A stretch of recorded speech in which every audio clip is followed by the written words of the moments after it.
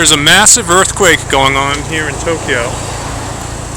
It's been going on for about a minute, and I was driving in my car, and they started shaking violently side to side.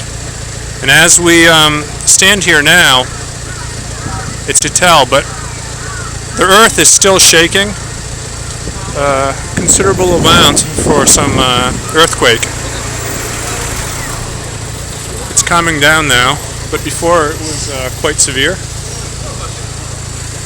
People were running out of buildings. We could hear people screaming and car alarms going off.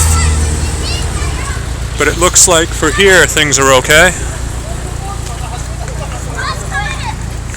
Now things have settled down. I think I'll keep going.